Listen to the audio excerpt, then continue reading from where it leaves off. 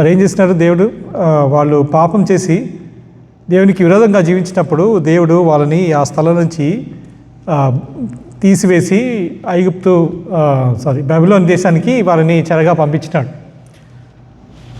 ఆ విధంగా వాళ్ళు అక్కడ చెరగా ఉన్నప్పుడు 70 సంవత్సరాల తర్వాత దేవుడు ఏమన్నాడు, మరలా వారిని బ్యాక్ తీసుకొస్తానని చెప్పినాడు.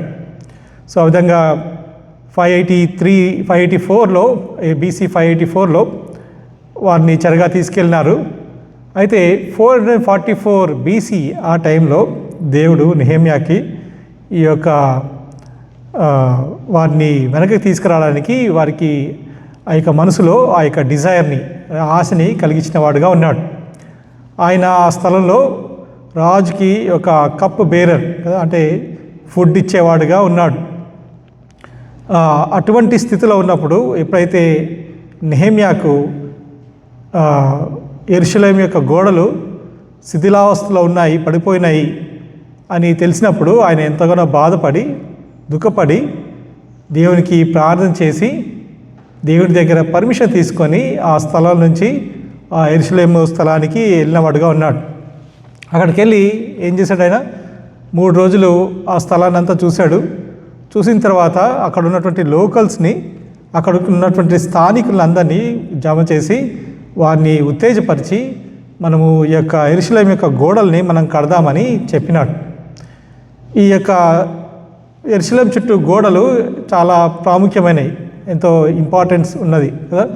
ఆ యొక్క గోడలు ఏం చేస్తుంది? యొక్క సిటీ యొక్క గోడలు ఆ రోజులలో శత్రు దాడి నుంచి తప్పించడానికి ఆ యొక్క గోడలు సహాయపడేవిగా ఉన్నాయి.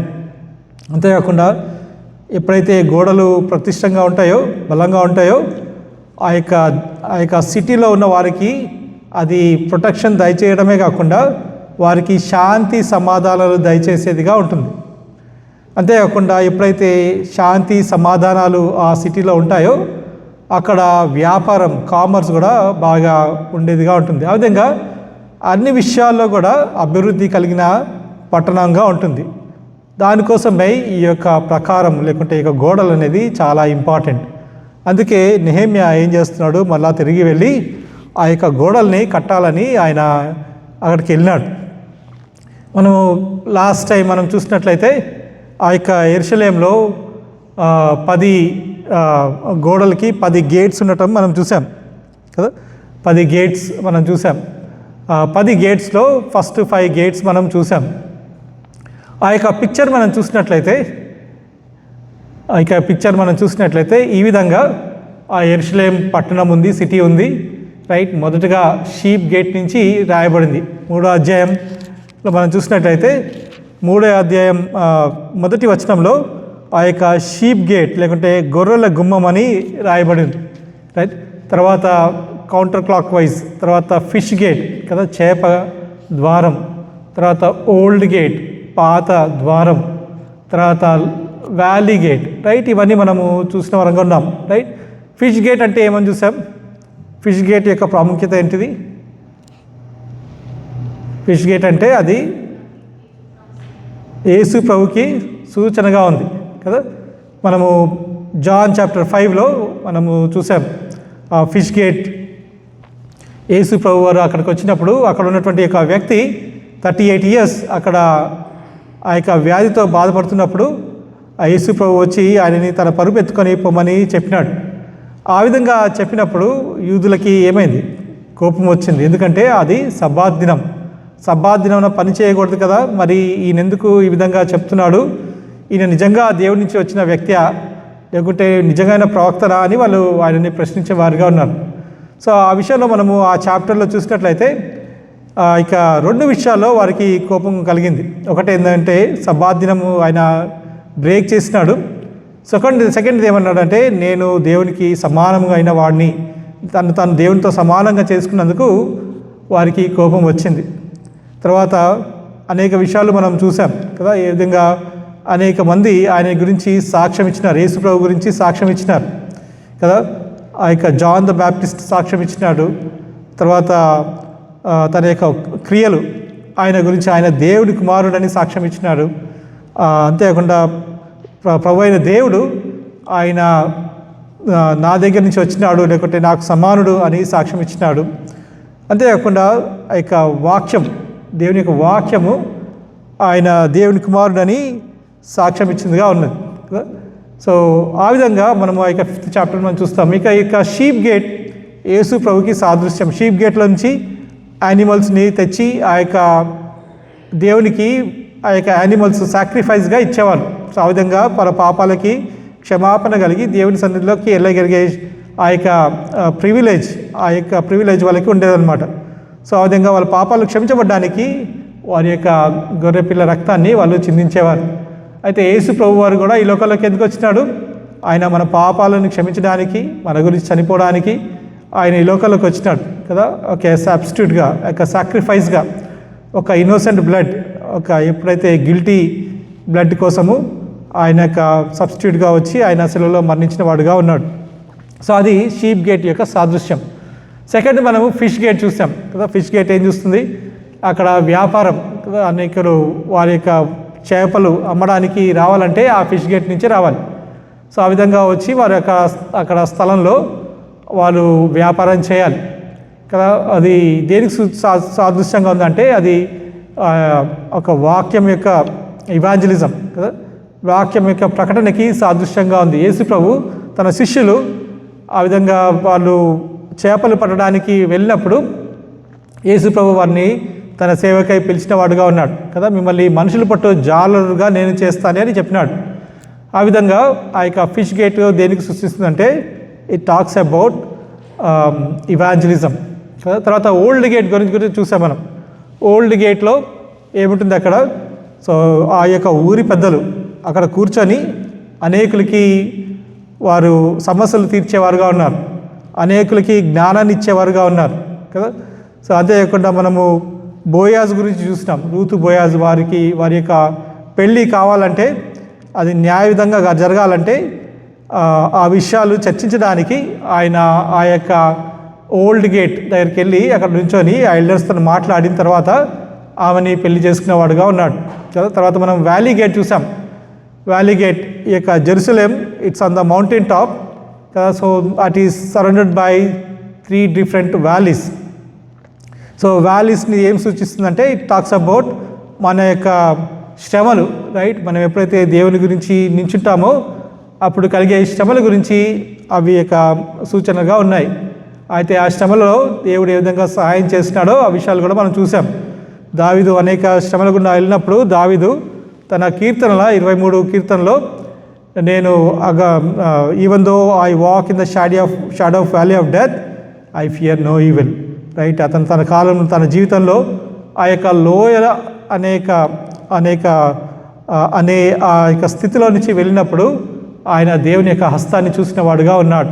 కాబట్టి మన జీవితంలో కూడా ఎప్పుడైతే మనం ఇక లోయ అనే స్థితిలో మనం వెళ్తున్నప్పుడు, ఈ కష్టాలు సఫరింగ్ అనే స్థితిలో మనం వెళ్ళినప్పుడు దేవుడు మనకి సహాయం చేసేవాడుగా ఉన్నాడు. సో అది ఆ గేట్ యొక్క సూచన. అంతేకాకుండా మనము డంగ్ గేట్, లేకుంటే తెలుగులో ఏముంటుంది, పెంట గుమ్మం, రైట్, పెంట ద్వారం అని అది కూడా మనం చూసాం. ఈ డంగ్ గేట్ ఏం చేస్తుందంటే అక్కడ ఉన్నటువంటి యానిమల్, ఆ యొక్క పశువుల యొక్క ఆ యొక్క పెంటని తీసుకొచ్చి వాళ్ళు ఏం చేస్తారు, ఆ యొక్క గేట్ల నుంచి అట్లా బయటికి వేసేవారుగా ఉన్నారు. అంతేకాకుండా అంత వేస్ట్, ట్రాష్, రైట్. ఈ రోజుల్లో అయితే మనకి ఆ యొక్క వ్యాన్ వస్తుంది, ఆ ట్రాష్ని లేకుంటే ఆ చెత్తనంతా ఆ వ్యాన్లో తీసుకెళ్తారు కదా. కానీ ఆ రోజులలో ఆ విధంగా లేదు. సో వాళ్ళు ఏం చేయాలంటే ఆ చెత్తని, ఆ ట్రాష్ని అంతా తీసుకొచ్చి వాళ్ళు ఏం చేయాలి, ఈ డంగ్ గేట్ నుంచి ఈ యొక్క చెత్త గేట్ నుంచి వెళ్ళి ఆ యొక్క లోయలో వాళ్ళు వేయాలి. సో అది అక్కడ ఉంటే, అది ఆ విధంగా ఉంటే మంచిది కాదని వాళ్ళు ఏం చేసేవారంటే దాన్ని కాల్చేవారు. కాబట్టి 24 గంటలు అది మండుతూనే ఉంటుంది. అందుకే యేసు ప్రభు వారు తను యొక్క నరకాన్ని గురించి మాట్లాడుతూ ఈ యొక్క గెహెన్నా, దాని స్థలం పేరు గెహెన్నా, ఆ గెహెన్నాని గురించి చూపిస్తూ ఈ యొక్క నరకము ఈ విధంగా ఉంటుంది అని యొక్క సాదృశ్యకరంగా ఆయన ఈ యొక్క గెహెన్నా అని, లేకుంటే ఆ యొక్క డంగ్ గేట్ నుంచి వచ్చే ఆ యొక్క ఫర్నెస్ని ఆయన చెప్పినవాడుగా ఉన్నాడు. సో ఈ విషయాలు మనము లాస్ట్ టైం మనము చూసాం కదా. సో ఈసారి మనం ఏం చూస్తున్నామంటే will see about fountain gate, తర్వాత మనము వాటర్ గేట్, ఈ గేట్స్ మనము చూస్తాం, రైట్. సో ఫౌంటైన్ గేట్ ఏమి చూపిస్తుందంటే, ఫౌంటైన్ గేట్ మనం చూసినట్లయితే ఫౌంటైన్ గేట్ అది వాటర్ గురించి మాట్లాడుతుంది కదా. ఫౌంటైన్ అంటే ఇట్స్ అ వాటర్. సో ఇక ఫౌంటైన్ గేట్ మనం చూసినట్లయితే ఇది ఈ గేట్ నుంచి ఆ లోపలికి ఆ ఫౌంటైన్ దగ్గరికి వెళ్ళే వరంగా ఉంటాం. చాలా సిటీస్ మనం చూసినట్లయితే ఈ లోకంలో, like if you look at New York city కానీ, లేకుంటే లండన్ కానీ, లేకుంటే ఇంకా ఎనీ పెద్ద పెద్ద సిటీస్, ఇంకా ఆ రోజులలో బాబిలోన్ కానివ్వండి, ఈజిప్ట్ యొక్క పట్టణం కానివ్వండి, లేకుంటే ఎనీ సిటీ మనం చూసినట్లయితే ఆ సిటీస్ అన్నీ కూడా ఈ యొక్క నీళ్ళ దగ్గర వాళ్ళు సిటీస్ని స్థాపించేవారుగా ఉన్నారు కదా. అందరూ వచ్చి అక్కడ ఉండేవారుగా ఉన్నారు, ఎందుకంటే నీళ్ళు అనేది చాలా ఇంపార్టెంట్ కాబట్టి వాళ్ళంతా కూడా ఆ విధంగా ఆ నీళ్ళ దగ్గరకు వచ్చి ఉండేవాళ్ళుగా ఉన్నారు, రైట్. సో మరొకసారి ఆ వచనం చదువుదాం మనం, వాటర్ ఆ యొక్క fountain gate. So Nehemiah chapter 3 verse 15 ఏమిటి ఇక్కడ? And Shallum son of Colhozeh, ruler of the district of Mizpah, repaired the fountain gate. He built it and covered it and set it doors and bolts and it bars, and he built the wall of the pool of Shiloh, right, of the king's garden, as far as the stairs that go through from the city of David. So ఈ విషయాలు మనం చూస్తున్నాం. Previous స్లైడ్కి వెళ్ళండి sir, previous slide. So ఇక్కడ చూసినట్లయితే ఆ యొక్క fountain gate ఉంది, తర్వాత ఇంకోటి అక్కడ వాటర్ గేట్, రెండు ఉన్నాయి కదా. సో ఫౌంటైన్ గేట్ ఇక as a set all the cities, అన్ని సిటీస్ కూడా అవి నీళ్ళ దగ్గర వాళ్ళ యొక్క సిటీస్ని వాళ్ళు స్థాపించుకున్నారు. అయితే ఇక జెరూసలేంకి వచ్చినప్పుడు ఆ జెరూసలేము ఇది నీళ్ళ దగ్గర లేదు. So it is not near the water body, right. అయితే ఈ సిటీకి వాటర్ ఇవ్వడానికి దెర్ ఆర్ 2 springs, 2 springs ఉన్నాయన్నమాట. ఒకటేమో నార్త్ వైపు ఒకటి ఉంది, ఇంకోటేమో సౌత్లో ఒకటి ఉంది, రైట్. సో నార్త్ వైపు మనం చూసినట్లయితే ఆ యొక్క స్ప్రింగ్ ఎక్కడ వెళ్ళేదంటే pool of Bethsaida, right. So ఆ యొక్క వాటర్ పూల్ అంటే వాటర్ స్ప్రింగ్ అంటే it comes from the water, it's comes from the ground. So గ్రౌండ్లో నుంచి నీళ్లు బయటకు వచ్చి ఆ నీళ్లు ప్రవహించేవిగా ఉన్నాయి. సో యెరూషలేంకి ఎటువంటి వాటర్ బాడీ లేదు, కాకపోతే ఆ యొక్క భూమిలోంచి వచ్చే నీళ్లు అది ఆ యొక్క నదిలాగా ప్రవహించేదిగా ఉంది. ఆ విధంగా రెండు ప్లేసెస్లో అటువంటి స్ప్రింగ్స్ ఉన్నాయి. ఒకటేమో నార్త్లో ఉంది, ఒకటేమో సౌత్లో ఉంది, రైట్. నార్త్లో ఉన్నది స్ప్రింగ్ అది పూల్ ఆఫ్ బెతెస్దాలోకి వెళ్ళేది. అదే షీప్ గేట్ దగ్గర ఉన్నటువంటి ఆ పూల్ ఆ పూల్ దగ్గరే మనం చూసాం ఆ యొక్క వ్యక్తి 38 years నుంచి ఉన్న వ్యక్తి ఏ విధంగా దేవుడు స్వస్థపరిచినాడో మనం చూసాం. సో అది నార్త్లో ఉన్నటువంటి పూల్. అయితే సౌత్లో కూడా ఒక పూల్ ఉంది, రైట్, గీహోన్ స్ప్రింగ్ అని. సో సౌత్లో కూడా ఒక స్ప్రింగ్ ఉంది, అది గీహోన్ స్ప్రింగ్. ఆ స్ప్రింగ్ ఏంటంటే అది ఊరికి బయట ఉంది. If you see that picture మనం చూసినట్లయితే ఆ వాల్ ఉంది, ఆ యొక్క గీహోన్ స్ప్రింగ్ బయట ఉంది కదా. సో ఎవరైనా శత్రువులు దాడి చేయాలంటే it was very easy for the enemy to come in, right.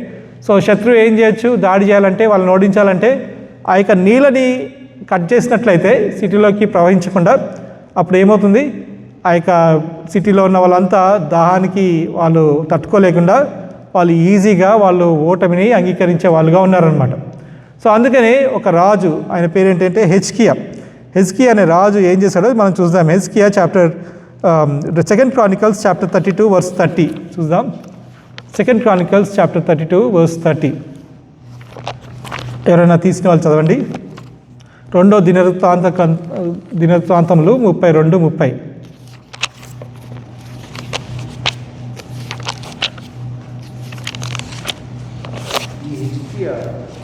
Gihon కాలువను దిగువను కట్టవేయించి దావీదు పట్టణం పడమటి వైపునకు దానిని తెప్పించింది.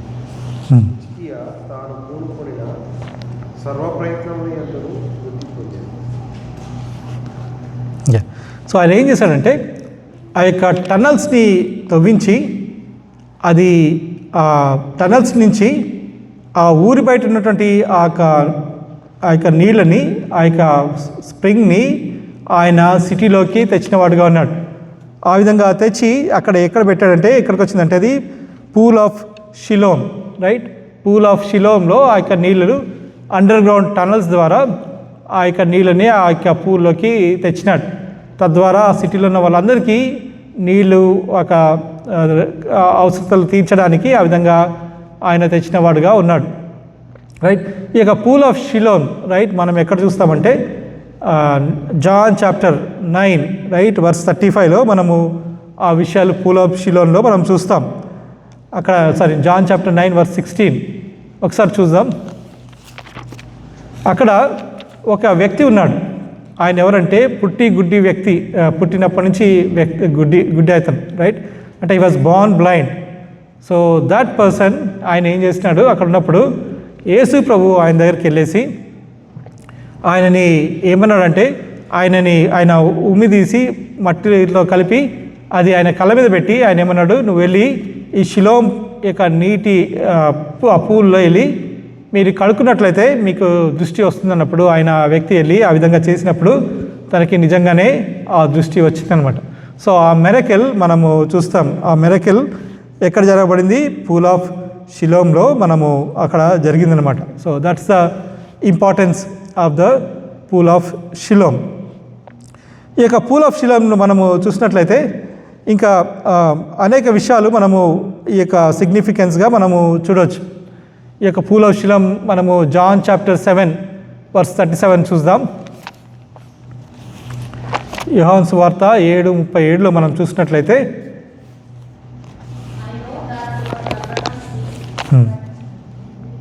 ఆ పండుగలో మహాదినమైన అంత్యదినమున యేసు నిలిచి ఎవడైనను దప్పికొనిన ఎడల నా యొద్దకు వచ్చి దప్పి తీసుకొనవలెను. సో ఇక్కడ ఒక పండగ గురించి రాయబడింది, రైట్? ఫీస్ట్ ఆఫ్ టాబర్నకల్ అంటారు ఇక్కడ. సో ఆ యొక్క యూదులకి దేవుడు అనేక పండగలు ఇచ్చినాడు. ఆ పండగలలో 3 పండగలు చాలా ప్రాముఖ్యమైన పండగలు. సో 3 పండగల్లో ఏం చేయాలంటే యూదులు ఆ యొక్క యెరూషలేము పట్టణానికి రావాలి, వచ్చి అక్కడ దేవుని ఆరాధించాలి. అందులో పండగ ఫస్ట్ ఇక్కడ ఏం చూస్తున్నాం, ఫీస్ట్ ఆఫ్ టాబర్నకల్, పర్ణశాల పండుగ, రైట్? తర్వాత రెండవదిగా ఏంటంటే పాస్ ఓవర్ ఫీస్ట్. ఫీస్ట్ ఏంటంటే అది ఆ పండుగ కూడా వాళ్ళు యెరూషలేముకి వాళ్ళు రావాలి. అది యూదులు ఐగుప్తు నుంచి బయటకు వచ్చినప్పుడు దేవుడు ఏం చేస్తున్నాడు, ఒక మరణ దూతని పంపించి ఎవరి యొక్క గృహాలకి ఆ గుమ్మాలకి ఆ యొక్క పశువు యొక్క రక్తం లేదో అందులో ఉన్నటువంటి గృహాల్లో ఉన్నటువంటి మొదటి కుమారుని నేను చంపుతానని చెప్పినప్పుడు యూదులందరూ ఏం చేశారు, వారి యొక్క గృహాలకి ఆ యొక్క రక్తాన్ని వాళ్ళు పూసిన వారుగా ఉన్నారు కదా. సో ఆ విధంగా ఆ యొక్క మరణదూత నుంచి ఆ మరణాన్ని నుంచి వారు తప్పించుకున్నారు. సో అది కమ్మమరేట్ చేయడానికి, అది ఆ పండగని గురించి అది జ్ఞాపకంగా ఉంచుకోవడానికి వాళ్ళు ఏం చేశారంటే ఈ యొక్క ఫీస్ట్ ఆఫ్ పాస్ ఓవర్ని వాళ్ళు ఆచరించేవారుగా ఉన్నారు. కాబట్టి యూదులంతా కూడా ఈ యొక్క జెరూసలేంలోకి వచ్చి ఆ యొక్క ఫీస్ట్ని వారు ఆచరించాలి.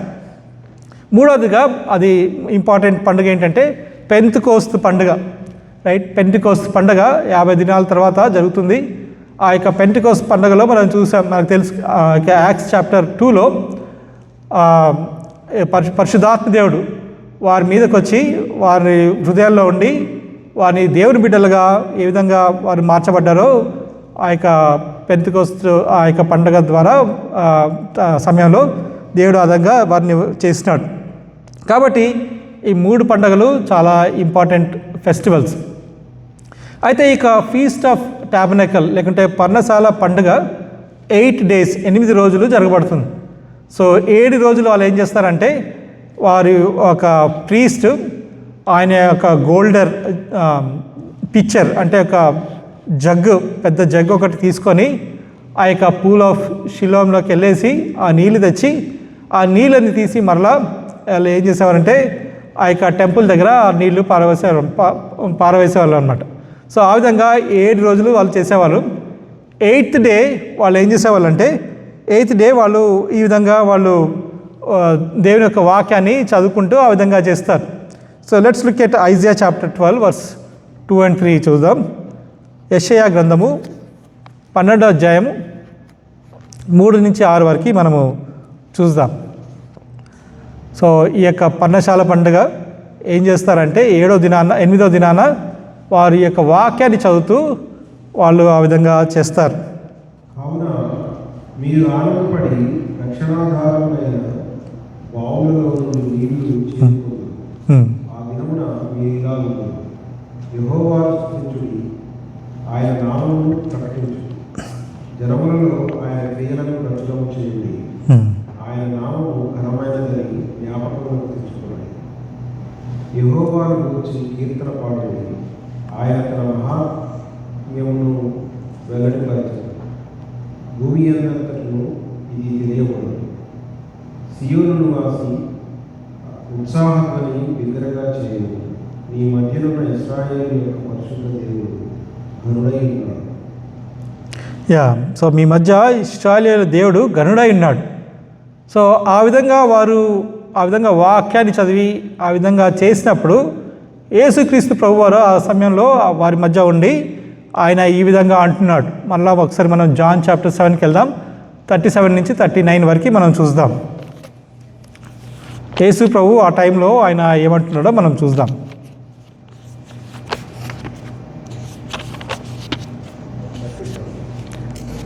37 to 39.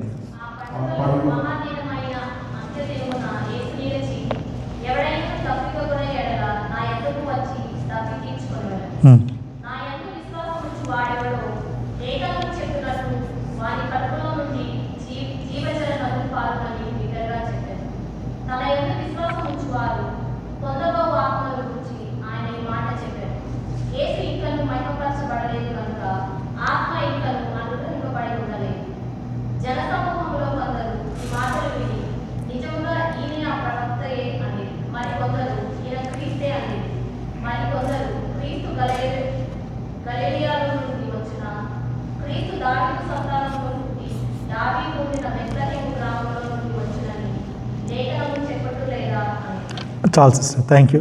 సో ఇక్కడ ఏం చూస్తున్నాం మనం, యేసు ప్రభు ఏమంటున్నాడు, వారి హృదయంలో నుంచి జీవజలం ప్రవహించేదిగా ఉన్నది కదా.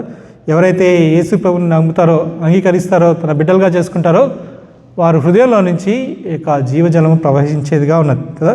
సో అంటే ఏంటిది అని మనం చూసినట్లయితే నెక్స్ట్ వర్స్లో ఆ యొక్క వివరణ మనం చూస్తున్నాం. ఏంటంటే జీవజలము అది పరిశుద్ధాత్మ దేవుడికి సాదృశ్యంగా ఉంది కదా. సో ఎప్పుడైతే మన పాపాలు ఒప్పుకొని మనం యేసు ప్రభుని అంగీకరిస్తామో మన జీవితంలో ఏమవుతుంది, మన పాపాలు క్షమించబడి మన హృదయంలోకి పరిశుద్ధాత్మ దేవుడు వచ్చేవాడుగా ఉన్నాడు. సో ఆ యొక్క మాటలు యేసు ప్రభు చెప్తున్నాడు కదా. యేసు ప్రభు ఏమన్నాడు తన శిష్యులతో, ఆయన పరలోక రాజ్యానికి వెళ్ళేటప్పుడు, నేను వెళ్తున్నాను, మీకు నేను వెళ్తే పరిశుద్ధాత్మ దేవుడు కంఫర్టర్ కదా మీకు ఇవ్వబడతాడు, ఆయన నా గురించి అనేక విషయాలు మీకు తెలియజేస్తాడు అని చెప్పినాడు అన్నమాట. సో ఎవరైతే యేసు ప్రభుని అంగీకరిస్తారో వారి పాపాలు ఆయన రక్తంలో కడగబడి శుద్ధీకరించబడతారో వారికి ఈ యొక్క పరిశుద్ధాత్మ దేవుడు మనకి అనుగ్రహించేవాడుగా ఉంటున్నాడు. ఇంకొక వచనం చూద్దాం, ఐజియా 44:3 చదువుదాం. వారి మీద నీళ్లను ఎండిన భూమి మీద ప్రవాహ జలములను కుమరించదు. ఈ సంతతి మీద నా ఆత్మను కుమరించదు. నీకు పుట్టిన వారిని ఆశీర్వదించదు. ఇక్కడ ఏం చూస్తున్నాం మనం, I will pour my spirit upon your of spring and my blessing on your descendants. So మీ మీద ఇక ఆత్మను కుమ్మరించదనని దేవుడు చెప్పేవాడుగా ఉన్నాడు కదా. సో కాబట్టి ఈ యొక్క ఫౌంటైన్ గేట్ రైట్ మనం చూసినట్లయితే ఆ యొక్క ఫౌంటైన్ గేట్ దేనికి సాదృశ్యంగా ఉంది? ఫౌంటైన్ గేట్ పరిశుద్ధాత్మ దేవుడికి సాదృశ్యంగా ఉంది కదా. వారు చేసే కార్యాలు, దేవుడు అన్న మాటలు, వారిని మనం చూసినట్లయితే ఈ యొక్క ద్వారము వాళ్ళు కట్టినప్పుడు ఆ యొక్క ద్వారము పరిశుద్ధాత్మ దేవుడికి సాదృశ్యంగా ఉన్నది. కాబట్టి కొన్ని విషయాలు మనం పరిశుద్ధాత్మ దేవుడి గురించి మనము చూద్దాం. రైట్, పరిశుద్ధాత్మ దేవుడు ఎప్పుడు మన హృదయంలోకి వస్తాడు? రైట్, ఇందాక చూసాం కదా, ఎప్పుడైతే మనం యేసు ప్రభువుని అంగీకరిస్తామో, ఎప్పుడైతే మన పాపాలు క్షమించబడతాయో, అప్పుడు పరిశుద్ధాత్మ దేవుడు మన హృదయంలోకి ఆయన వచ్చేవాడుగా ఉన్నాడు కదా. ఎందరైతే తన నామముందు అంగీకరిస్తారో ఎందరైతే వారందరి పాపాలు క్షమించబడతాయి అనేసి బైబిల్ గ్రంథం చెప్తుంది. కాబట్టి మనం ఏం చేయాలంటే, మనం ఎవరిమైనప్పటికీ మనలో రక్షణ లేనప్పుడు మనం యేసు ప్రభుని అంగీకరించే వారంగా ఉండాలి. అప్పుడు పరిశుద్ధాత్మ దేవుడు మన హృదయంలోకి వచ్చేవాడుగా ఉన్నాడు, మన హృదయంలో ఆయన నివాసం చేసేవాడుగా ఉన్నాడు. మొదటి కొరింథీ 6:19 ఏముంటుందంటే, నో యీ not your body is the temple of God and the spirit of God dwells in you. మీకు తెలీదా, మీ యొక్క దేహము దేవునికి ఆలయం ఉన్నది, మీలో మీ యొక్క దేవుని యొక్క ఆత్మ నివసించుచున్నాడు అని రాయబడింది. కాబట్టి మనం అంగీకరించినప్పుడు పరిశుద్ధాత్మ దేవుడు మనకి ఇవ్వబడతాడు. ఆయన మన హృదయంలోకి వచ్చి ఆయన నివసించేవాడుగా ఉంటాడు. పరిశుద్ధాత్మ దేవుడు మన హృదయంలో ఉండడమే కాకుండా, పరిశుద్ధాత్మ దేవుడి గురించి ఏమని రాయబడిందంటే, ఆయన యొక్క డౌన్ పేమెంట్ కదా. ఎప్పుడైతే మనము ఒక ఇల్లు కొంటామో, సో మొదటిగా మనం ఏం చేస్తాం, మనం కొంచెము డౌన్ పేమెంట్ ఇస్తాం కదా.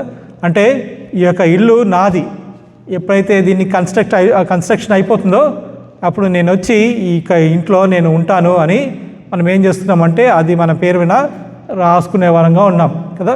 ఎవరైనా వచ్చి ఇల్లు బాగుంది నేను కొంటానంటే అది వాళ్ళకి అమ్మరు. కాబట్టి ఎందుకంటే అది ఆల్రెడీ వేరే వాళ్ళది అయిపోయింది కాబట్టి అది వాళ్ళకి చెల్లదు కదా. సో అదేవిధంగా పరిశుద్ధాత్మ దేవుడు మనకి దేవుడు ఏం చేశాడంటే, మనకు ఒక డౌన్ పేమెంట్గా ఆయనని ఇచ్చినాడు, ఆయనని మన హృదయంలో ఉంచినాడు. తద్వారా ఆయన ఏమంటున్నాడంటే, మీరు నా సొత్తు కదా, మీరు నా సొత్తు. నేను ఒక దినాన్ని వచ్చి నేను మిమ్మల్ని అందరినీ కూడా నేను పరలోక రాజ్యానికి తీసుకెళ్తానని చెప్పినవాడుగా ఉన్నాడు. సో అందుకనే పరిశుద్ధాత్మ దేవుడు ఆయన మన హృదయంలో ఆయన పెట్టినవాడుగా ఉన్నాడు.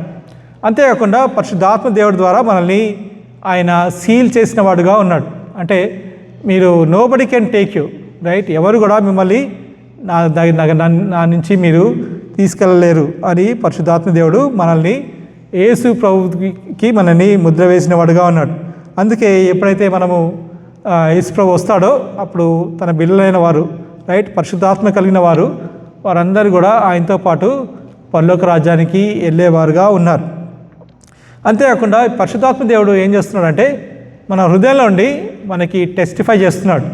ఏమని మనకి సాక్ష్యం చెప్తున్నాడు, మీరు మీ సొత్తు కాదు, మీరు దేవుని సొత్తు, మీరు దేవుని బిడ్డలై ఉన్నారు అని పరిశుద్ధాత్మ దేవుడే మన హృదయంలో ఉండి మనకి సాక్ష్యం చెప్పేవాడుగా ఉంటాడు కదా. కొన్నిసార్లు మనము తప్పులు చేసినప్పుడు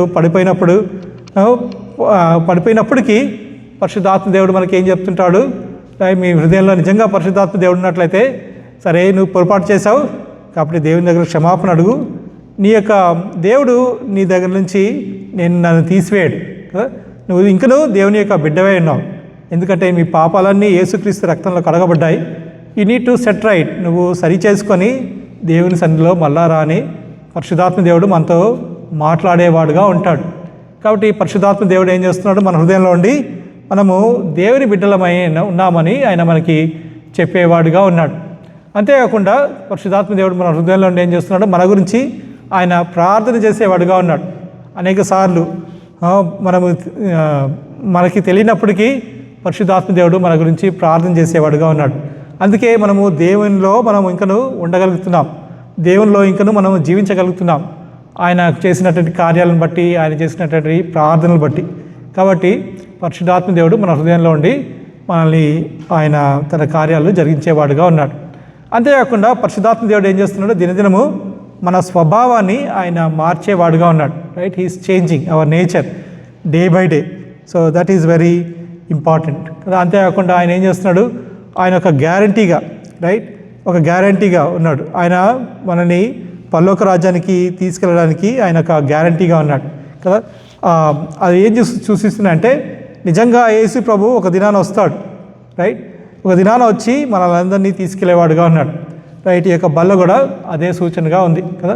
ఒక దినాన ఆయన రానై ఉన్నాడు. అందుకే ఏమంటుంది 1 కొరింథీ మొదటి కొరింథీ 11 అధ్యాయంలో as long as you participate in this bread right you do show forth Lord's death until he comes.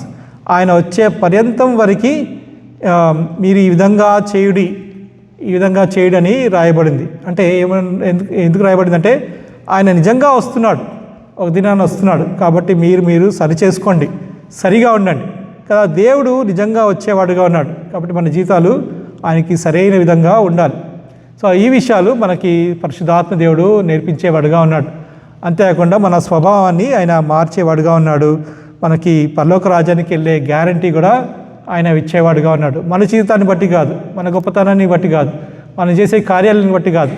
అయితే దేవుని కృప వల్లనే, దేవుడు ఇచ్చినటువంటి ఆ యొక్క సాల్వేషన్, రక్షణను బట్టియే ఆయన మనల్ని పరలోక రాజ్యానికి తీసుకెళ్లేవాడుగా ఉన్నాడు. కాబట్టి ఈ విషయాలు పరిశుద్ధాత్మ దేవుడు మనకి నేర్పించేవాడుగా ఉన్నాడు. అయితే మనం చూసినట్టయితే ఈ లోకం ఎన్నో విషయాలు ఎన్నో విషయాలు ఆఫర్ చేస్తుంది కదా. But when it comes to reality what happens? Very few things it will give. So it offers very big things, but in reality it is very small thing, right? So ఒకసారి మేము back yard lights కోసమని అమెజాన్లో కొన్నప్పుడు ఆ pictures చాలా పెద్దగా అనిపెట్టాయి. కొంచెం పెద్దగా ఉన్నాయి లైట్స్ అనేసి అనుకొని కొన్నప్పుడు ఇంటికి వచ్చినప్పుడు అవి చిన్న చిన్న లైట్స్ కదా. That's how the world is. It offers many things but it gives very few things. కొన్ని విషయాలే అది చేసేదిగా ఉంది. కాకపోతే ఎప్పుడైతే మనం యేసు ప్రభుని మనం నమ్మినట్లయితే యేసు ప్రభు ఎన్నో గొప్ప కార్యాలు, అద్భుత కార్యాలు కదా, ఎన్నో గొప్ప విషయాలు ఆయన చేసేవాడుగా ఉన్నాడు. మన రక్షణ అది నిరంతరము నిలిచేదిగా ఉంది.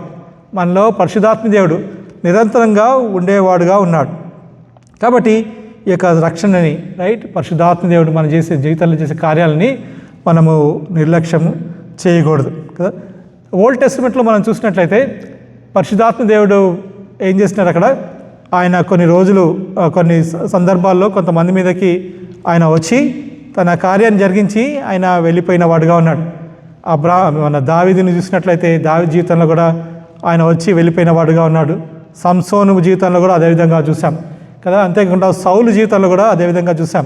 అయితే కొత్త నిబంధనలో ఈ యొక్క దేవుడి యొక్క వాగ్దానం ఏంటంటే, మనం ఎట్లా ఉన్నప్పటికీ ఎప్పుడైతే మన పాపాలన్నీ క్షమించబడతాయో, యేసు ప్రభుని అంగీకరిస్తామో, అప్పుడు పరిశుద్ధాత్మ దేవుడు మన హృదయంలో వచ్చి ఆయన నిరంతరము నిలిచేవాడుగా ఉన్నాడు కదా. అటువంటి వాగ్దానాన్ని దేవుడు మనకి ఇచ్చినవాడుగా ఉన్నాడు. కాబట్టి మనమేం చేయాలి పరిశుద్ధాత్మ దేవుడి వల్ల, రైట్? సో ఒక వచనం చూద్దాం. Ephesians chapter 5 verse 16.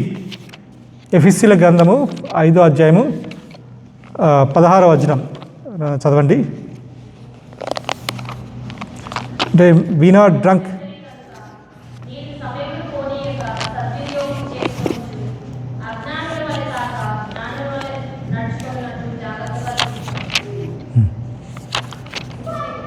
Next verse, be not drink with excess but be filled with the spirit of God ఉంటుంది.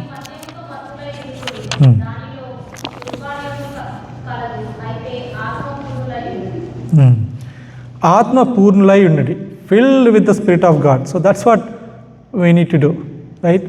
ఒక వ్యక్తి ఈ విధంగా అన్నాడు, we don't need more of God but God needs more of you, right? అంటే దేవుడు మనకి మన హృదయాల్లో ఎంతైతే దేవుని ఆ యొక్క సన్నిధి ఉన్నదో అంత చాలు. అయితే దేవునికి మనము ఎక్కువగా ఇవ్వాలి, right? So we don't need more of God but God needs more of you, right? మన్నాని దేవుడు ఇచ్చినప్పుడు ఏం చేస్తున్నాడు, ప్రతిరోజు వారికి ఎంతకైతే సరిపోతుందో అంతగా మన్నాని దేవుడు ఇచ్చిన వాడుగా ఉన్నాడు కదా. ఆ రోజుకి సరిపోయినంత అంత. అదేవిధంగా మన జీవితానికి దేవుని యొక్క సన్నిధి ఎంత కావాలో అంత మనకి దయచేసిన వాడుగా ఉన్నాడు. అయితే మనం ఏం చేయాలి, రైట్? మనము దేవునికి ఎంతగా మనము ఇవ్వాలో అంతగా మనము ఇవ్వాల్సిందిగా ఉంది, right? So when we accept Jesus Christ, యేసు ప్రభువుని మనం అంగీకరించినప్పుడు ఏమంటే పరిశుద్ధాత్మ దేవుడు మన హృదయంలో ఆయన వచ్చి ఉన్నాడు కదా. మన హృదయము ఇట్స్ ఏ లిమిటెడ్ స్పేస్. మన హృదయాన్ని అది భాగము రైట్, మన హృదయంలో ఉన్న స్థలము చాలా లిమిటెడ్ స్పేస్, కొద్దుగా ఉన్నది రైట్. సో ఆ యొక్క హృదయంలో మనము ఈ లోక విషయాలు లేకుంటే దేవుని విషయాలు మనం పెట్టలేం, అది సరిపోదు. మన జీవితంలో దేవుని విషయాలన్నా ఉండాలి, లేకుంటే లోక విషయాలన్నా ఉండాలి. సో ఇక్కడ ఏమంటున్నాడు, మీరు you need to be controlled, you need to be filled with the spirit of God. ఆత్మతో పరిపూర్ణులు అవ్వాలి. పరిపూర్ణత ఏంటి? ఆయన ద్వారా మనము కంట్రోల్ చేయబడాలి. ఆయనని మన జీవితంలో ఒక ప్రయారిటీగా ఉండాలి. ఆయన ద్వారా మనము నడిపింపబడాలి కదా, ఆ విధంగా ఉండాలి. అయితే మన హృదయము ఉన్నటువంటి స్థలము చాలా చిన్నది. ఈ లోక విషయాలు మన హృదయంలో ఉన్నట్లయితే ఆయన ద్వారా నడిపించడం చాలా కష్టం కదా.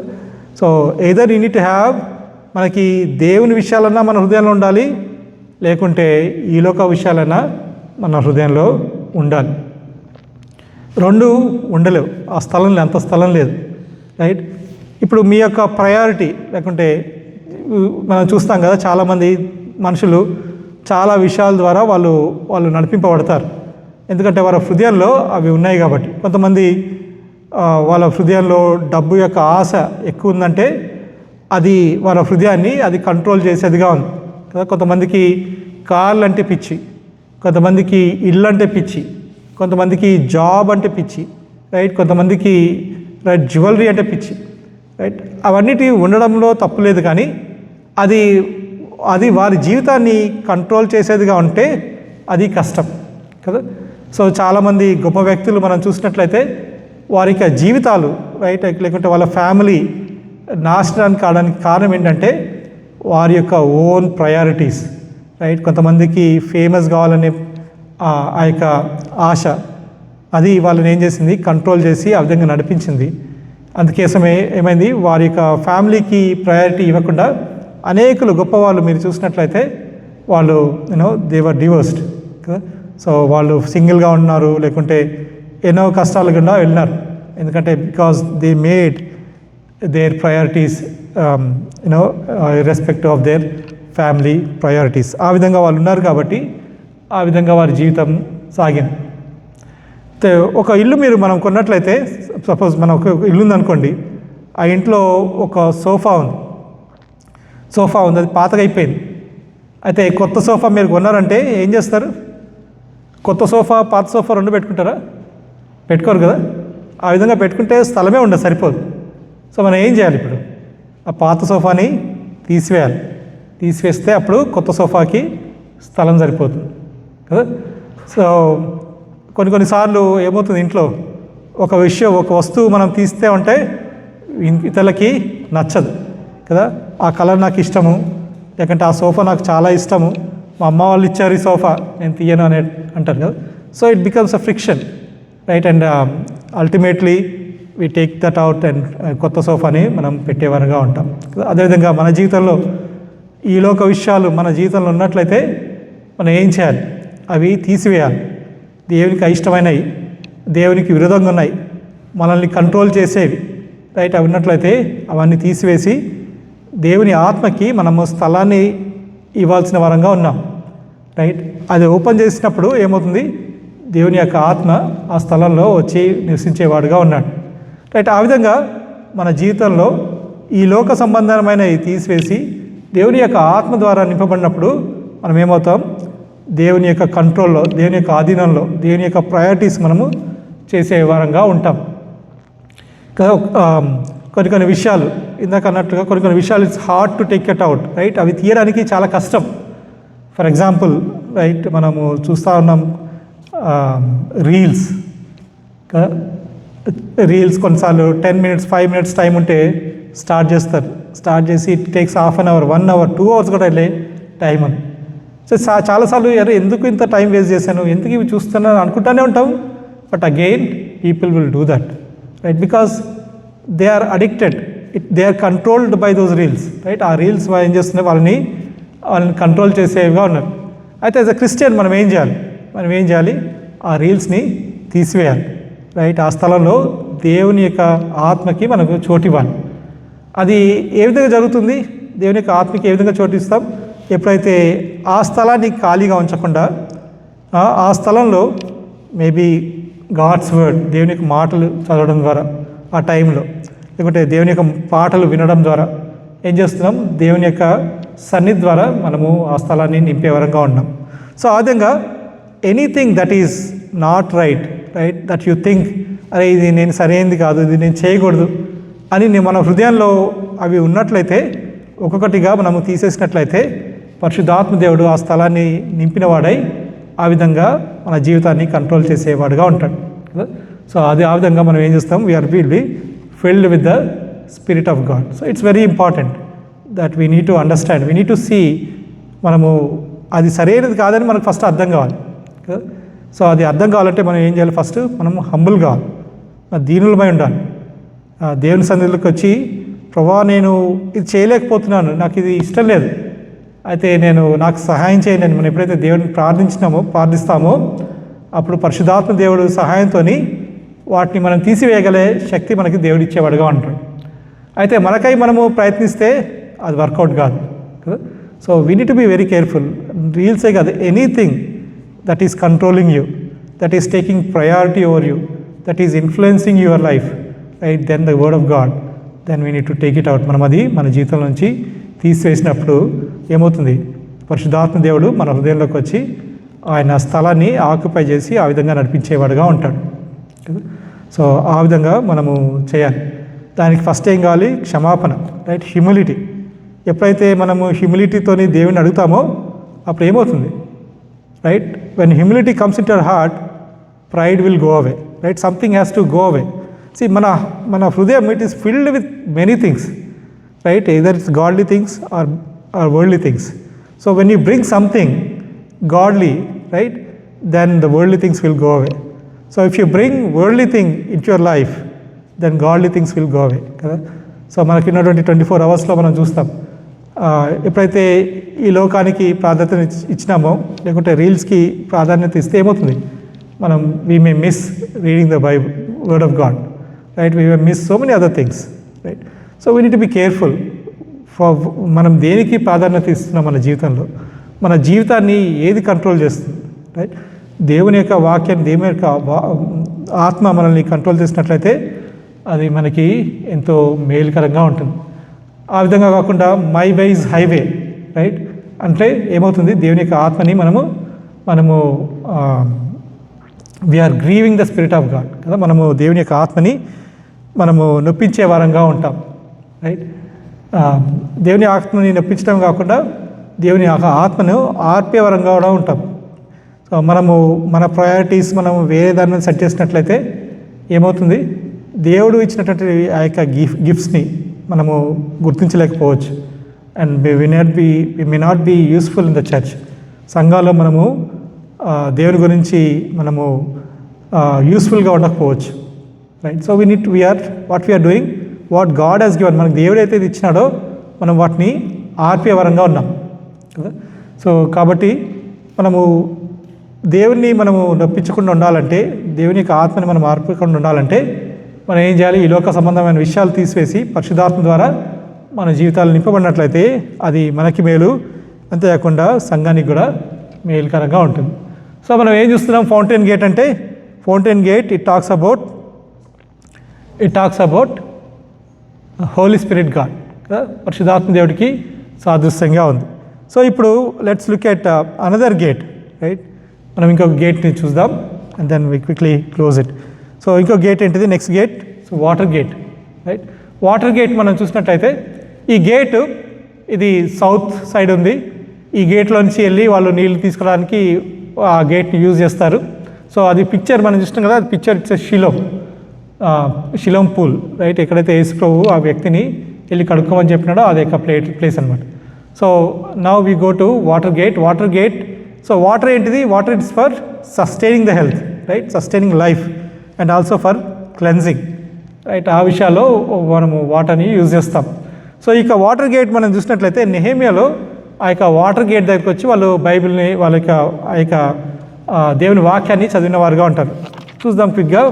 నెహెమ్యా చాప్టర్ 8 verses 1-3 మనం చూసినట్లయితే అక్కడ ఆ యొక్క వాటర్ గేట్ దగ్గరికి వచ్చి వాళ్ళు ఏం చేస్తున్నారు, ఆ యొక్క ఎజ్రా వాళ్ళంతా కూడా దేవుని వాక్యాన్ని చదివిన వారుగా ఉన్నారు.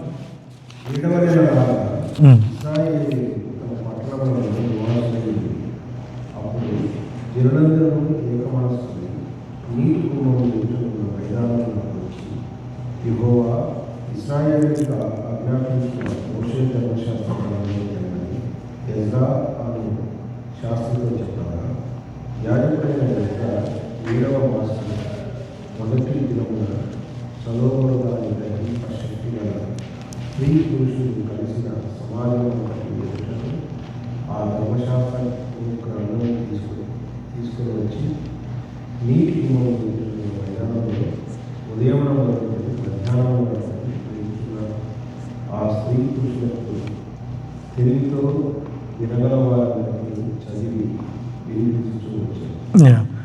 Thank you brother. సో ఆ స్థలంలో ఏం జరుగుతుంది? దేని యొక్క వాక్యాన్ని ప్రకటించబడుతుంది కదా. So water right, it symbolises for sustainment right, and then also for cleansing. So అక్కడ వచ్చి వాళ్ళు ఏం చేస్తున్నారు? దేవుని వాక్యాన్ని వారు చదివేవారుగా ఉన్నారు. ఎఫెసియన్స్ చాప్టర్ 5:26లో మనం చూసినట్లయితే అక్కడ కూడా ప్రభు అయిన యేసుక్రీస్తు సంఘాన్ని ఆయన దేవుని యొక్క వాక్యం ద్వారా ఆయన శుద్ధీకరించేవాడుగా ఉన్నాడు, అంతేకాకుండా దాన్ని సస్టైన్ చేసేవాడుగా ఉన్నాడు. కాబట్టి ఈ యొక్క వాటర్ గేట్ దేనికి సాదృశ్యం అంటే అది బైబిల్కి సాదృశ్యంగా ఉన్నది. సో బైబిల్ ఏం చేస్తుంది? మనల్ని శుద్ధీకరించడమే కాకుండా, బైబిల్ మనల్ని పవిత్రపరచడమే కాకుండా మనల్ని దేవునిలో బలపరిచేదిగా ఉన్నది కదా. So that's what the Bible does. So Bible మనం చూసినట్లయితే Bible it's infallible or it's called it's not only infallible but also inherent. అంటే ఎటువంటి మిస్టేక్స్ లేవు రైట్, ఎటువంటి ఫ్లాస్ లేవు right, there is nothing wrong in the Bible. So అది Bible, అది మనకి దేవుడిచ్చిన వాడుగా ఉన్నాడు రైట్. అంతేకాకుండా బైబిల్ మనము చూసినట్లయితే it's perfect. So there is no flaws in the Bible right. దేవుని యొక్క వాక్యంలో ఎటువంటి ఫ్లాస్ లేవు. అంతేకాకుండా ఇట్స్ ప్యూర్. ప్రాబ్స్ 35:6లో మనం చూసినట్లయితే it's a pure word of God. అంతేకాకుండా రెవల్యూషన్ చాప్టర్ 22:18-19లో మనం చూసినట్లయితే it's complete. There is nothing to add to the Bible or nothing to take away from the Bible కదా. ఒకసారి అది చదువుదాం 22:18-19.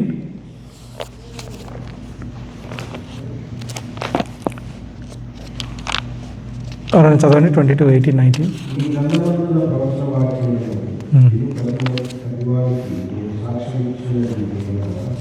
ఎవడైనా మీతో మరి ఏదైనా కలిగిన ఈ గ్రంథంలో రాయబడిన దేవుడు వాటిని కలుగులేదు. ఎవడైనా ఈ ప్రవచన వాక్యంలో ఏదైనా తీసివేసాడు దేవుడు ఈ గ్రంథంలో రాయబడిన జీవపక్షంలో పరిశుద్ధ పట్టణంలో వారికి పాల్గొనకుండా ఈ సులభం గురించి సాక్షించేవాడు అవును త్వరగా వస్తున్నాడు. So it's complete right. ఇదన్ Bible you can not add anything right. కొంతమంది ఏమంటారు? దేవుడు మాకు ప్రత్యక్షమై ఇంకా ఎక్స్ట్రా ఇచ్చినాడు అని అంటారు కదా. But what the Bible says it is complete, nothing to add, nothing to take it out. So Bible is authoritative right. దేవుడికి మాటలు ఆయన చెప్పినాడు అంతే, that's it, that's a final right. There is nothing, nobody can say anything. So Bible is an authoritative, it's sufficient right. మనకు కావాల్సినటువంటి వాక్యం it's sufficient right. Doctrine పరంగా మనకి కావాల్సినటువంటి సూచనలు, జ్ఞానము, అన్ని విషయాల్లో బైబిల్ సమృద్ధి అయి ఉన్నది కదా. అంతేకాకుండా ఇట్స్ ఎఫెక్టివ్. దేవుని ఒక వాక్యము బయలుదేరినప్పుడు ఆ యొక్క కార్యం జరిగించి మరలా అది ఒక వాక్యం తిరిగి వచ్చేదిగా ఉంటుంది. అందుకే ఏమన్నారంటే ట్రాన్స్ఫర్మేషన్, మనిషి యొక్క జీవితాలని మార్చే శక్తి గల దేవుని యొక్క వాక్యం. అంతేకాకుండా ఇట్స్ డివైన్. ఈ యొక్క వాక్యాన్ని దేవుడిచ్చిన వాడుగా ఉన్నాడు, మనుషులు కాదు కదా. మనుషులు రాసినారు కానీ దేవుడు తన ప్రజలకి తన వాక్యాన్ని ఇచ్చిన వాడుగా ఉన్నాడు. సో ఆ విధంగా ఈ యొక్క దేవుని యొక్క వాక్యము అది డివైన్, దేవుని ద్వారా ఇవ్వబడింది. అంతేకాకుండా బైబిల్లో మనం చూసినట్లయితే బైబిల్ ఏం చేస్తుంది? It's helping us, it's giving us the source of truth కదా. అనేక విషయాలు, అనేక సత్యాలు మనకి నేర్పించేదిగా ఉంది. లైఫ్ అంటే ఏంటిది, డెత్ అంటే ఏంటిది రైట్, రిలేషన్షిప్ ఏంటిది, who is man, who is women right. ఈ రోజులలో అన్ని డెఫినేషన్స్ కూడా చేంజ్ అవుతూ ఉన్నాయి.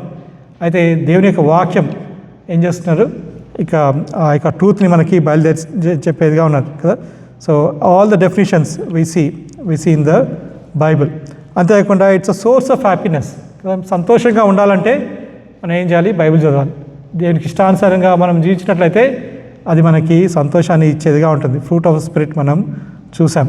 అంతేకాకుండా దేవునిలో బలపడాలి, ఎదగాలి అంటే దేవుని యొక్క వాక్యము మనకి అవసరమై ఉన్నది. అంతేకాకుండా దేవుని యొక్క బైబిల్ ఏంటిది? దేవుని యొక్క శక్తి అయినది కదా, దేవుని యొక్క శక్తి అయినది. అంతేకాకుండా మనకి మన పాపాల నుంచి విజయం దయచేసేదిగా ఉంది. కాబట్టి దేవుని యొక్క వాక్యము అది మనకి చాలా ఇంపార్టెంట్. కాబట్టి దేవుని యొక్క వాక్యాన్ని మనము చదవాలి. ఎవ్రీడే, ప్రతిరోజు మనము దేవుని యొక్క వాక్యాన్ని చదవాలి, అధ్యయనం చేయాలి, కంఠస్థత చేయాలి, మన హృదయాల్లో దాచుకోవాలి.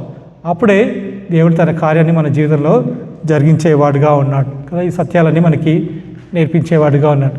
కాబట్టి ఈ బైబుల్ 66 బుక్స్, ఎంతమంది 40 ఆథర్స్ రాసినారు over the period of 1600 years, right, in 3 different continents, ఇంకా 3 different లాంగ్వేజెస్లో బైబిల్ రాసినారు. అయినప్పటికీ ఏదైతే ఆ యొక్క దేవుడు చెప్పాలన్న మాటలు ఎక్కడ కూడా అవి మారలేదు కదా.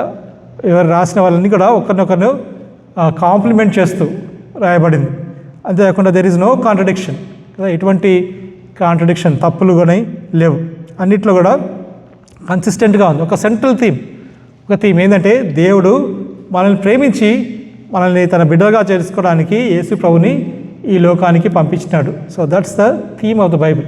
ద ఓల్డ్ టెస్ట్మెంట్లో జెనసిస్ 3:15 ఎప్పుడైతే ఆదాము పాపం చేసినప్పుడు దేవుడు వారికి ఒక సంతానాన్ని, ఒక సీడ్ని ఇస్తానన్నాడు కదా. సో ఆ సీడ్ యేసు ప్రభుని ఈ లోకంలో తీసుకురావడానికి యూదులను ఏర్పరచుకున్నాడు. వారి ద్వారా యేసు ప్రభుని ఈ లోకంలోకి తెచ్చినాడు కదా. అది పాత నిబంధనలో దట్స్ ద మెయిన్ థీమ్. అంతేకాకుండా కొత్త నిబంధనలో ఫస్ట్ 4 చాప్టర్స్లో 4 గాస్పుల్స్లో we see about Jesus on this earth కదా. ఆయన ఈ లోకంలో ఉన్నాడు. ఆ యొక్క యాక్ట్స్లో మనం చూసినట్లయితే ఆ యొక్క సంఘాలని దేవుడు స్థాపించిన వాడుగా ఉన్నాడు. సంఘాల ద్వారా తన వాక్యాన్ని, తన సువార్తని యేసు ప్రభు రక్షకుడని చెప్పే ఆ యొక్క సంఘాల ఆయన స్థాపించిన వాడుగా ఉన్నాడు. అంతేకాకుండా పత్రికల్లో మనం చూసినట్లయితే యేసు ప్రభు దేవుడు మన హృదయంలో ఉండి మనల్ని నడిపించేవాడుగా ఉన్నాడు. సర్వసత్యాల్లోకి నడిపించి తన విధంగా ఆయన మలిచేవాడుగా ఉన్నాడనే సత్యాలు మనకి నేర్పించబడింది. అయితే రెవల్యూషన్ మనం చూసినట్లయితే ఆయన ఒక దినాన రారాజుగా ఈ లోకానికి వచ్చేవాడుగా ఉన్నాడు. సో బైబిల్ మొత్తం ఏం చెప్తుందంటే యేసు ప్రభు గురించి చెప్తుంది. తండ్రి యొక్క ప్రేమ ఏమైనది, ఆ ప్రేమ యేసు ప్రభు ఈ లోకంలో మనకి చూపించడానికి ఈ లోకంలోకి వచ్చినాడు అన్న సత్యాలు నేర్పించేదిగా ఉన్నాయి. కాబట్టి ఈ యొక్క వాటర్ గేట్ ఏం చెప్తుంది?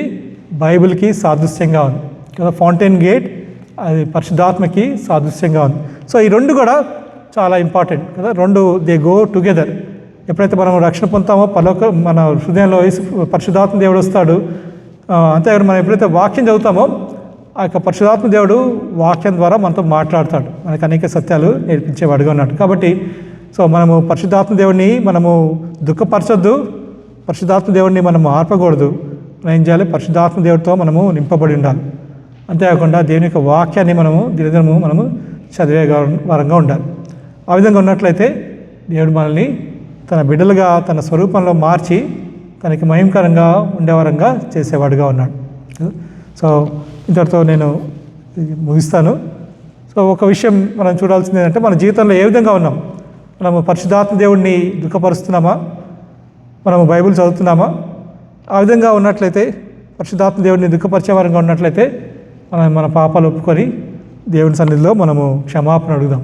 తద్వారా మనం ఏదైతే స్థానం మన హృదయంలో పరిశుద్ధాత్మ దేవుడికి ఇవ్వాలో ఆ స్థానాన్ని ఆయనకి ఇచ్చి ఆయన ద్వారా నింపబడి ఆయనకి యూస్ఫుల్ వెజల్గా మనం ఉండలాగా దేవుడు మనకి సహాయం చేయను గాక. ఆమేన్. ఈ సమయంలో మనము బలలో